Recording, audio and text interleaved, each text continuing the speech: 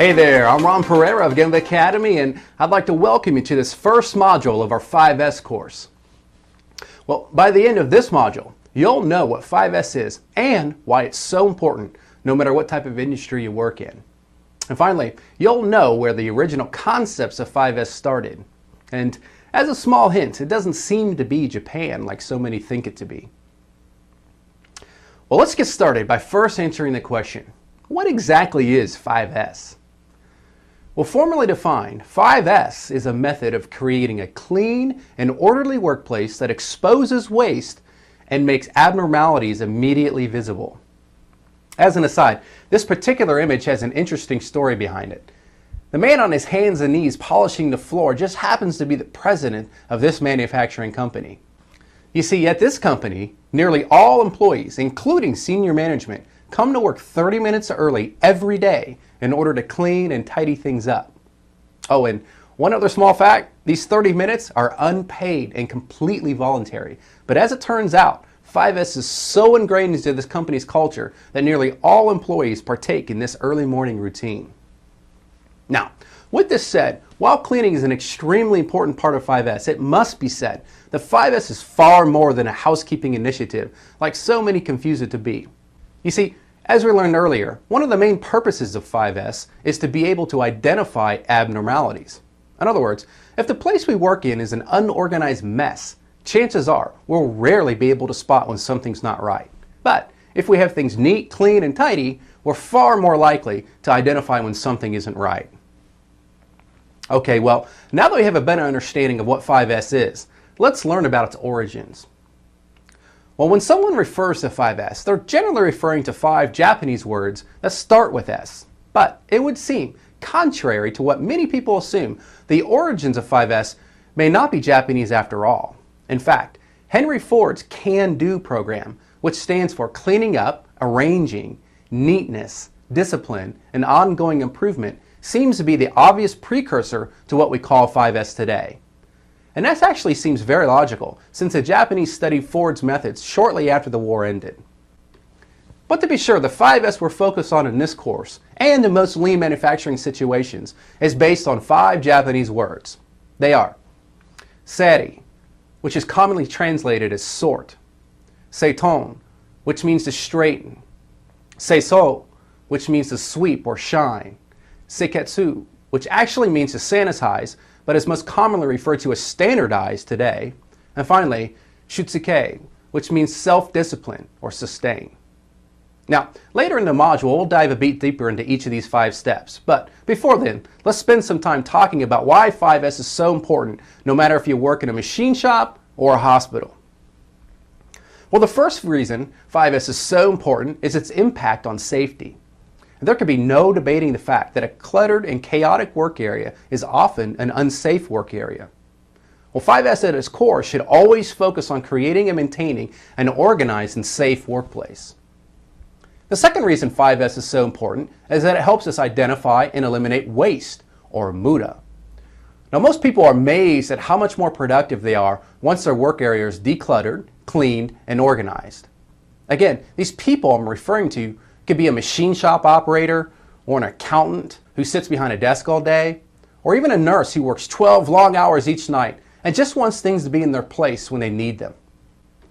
The third reason 5S is so beneficial is the fact that it's low cost and very high impact.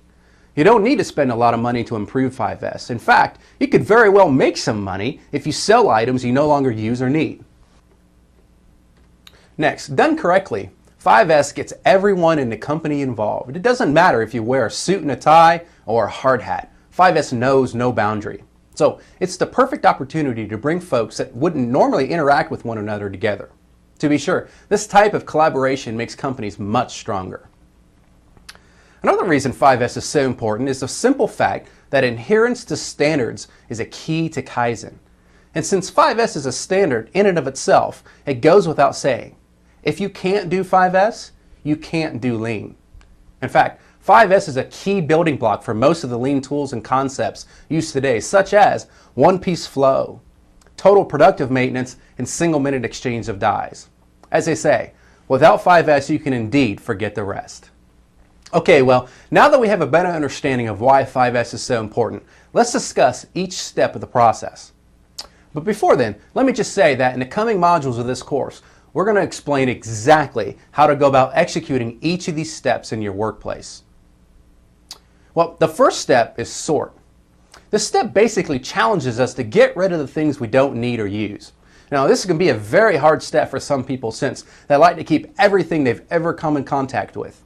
But this type of hoarding attitude only leads to clutter and disorganization. So, if we don't need it, we need to get rid of it. Well, to help facilitate the sort process, Lean practitioners often use red tags, similar to the ones shown in this picture. Well, rest assured, we'll be covering everything you need to know about red tagging in a coming module since, while it's not a complicated concept, there are many traps that you need to know about. Well, the second step is straighten. So, once we've cleared out all the items we don't need, we need to straighten up what's left. Well, the mantra of a place for everything and everything in its place fits this step perfectly.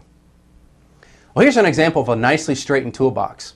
If a screwdriver were missing from the top of it, it would be obvious to the owner of the toolbox, giving them an opportunity to find it or replace it before he or she actually needed it to repair or work on something. The third step is sweep. This step is also often referred to as shine. This is probably the most misunderstood step of all since most assume this step simply means to grab a broom and clean up. Now, while good old-fashioned sweeping is definitely important, this step is far more than just cleaning. You see, the main principle behind this step is to clean to inspect. In other words, if you find yourself sweeping up the same mess day after day, you should do your very best to eliminate the source of the dirt. Here's an example of sweeping in action. As it turns out, in this example, the sources of the dirt and grime were attacked as part of a total productive maintenance Kaizen event, further demonstrating how 5S and other lean principles are tied at the hip. Well, the fourth step is standardize. This step is focused on creating standards so abnormalities are easily recognized. Things like checklists and audits are very helpful. Also, some companies even engage in corporate 5S competitions where the monthly winner gets to hold the local 5S trophy for the month, while the last place team gets the opportunity to partake in a brown bag lunch with the general manager of the facility as they explain their plan to improve. Now, if you look closely at the picture of our president scrubbing the floor, you can see many examples of standardization in place. Notice the blue tape on the floor. This is used to ensure the tables are put back into the correct location. Also, look at the sign under the mirror. Since this particular plant is in Japan, it's customary to remove your street shoes. As such, they've made it pretty clear where your shoes are supposed to be placed. Now, if you happen to be watching this video with a group, I'd like to welcome you to pause the video in order to discuss what you see in this picture. Do you think this level of standardization would work in your company? You might want to take some time and discuss this as a group. All right, well, finally, the last step of the process is self-discipline. Now, the key to this step is to apply positive tension.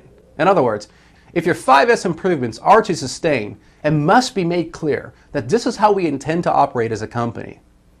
It's similar to a rope.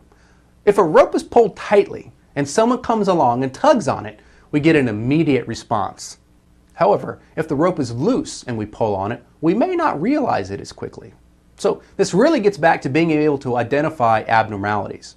With positive tension, we can identify issues immediately. With loose or no tension, we don't. All right, well, this wraps up this 5S overview module. Obviously, we've only skimmed the topic of 5S in this video, but rest assured, by the end of this course, you and your organization will know exactly how to deploy 5S throughout your company, no matter what type of industry you work in. Well, throughout this course, we're going to take you on a deep dive into topics like red tagging, standardization, visual controls, and much more. Oh, and I almost forgot. You'll also witness me practicing what I preach as I work on bringing a little order and sanity to this little disaster behind me.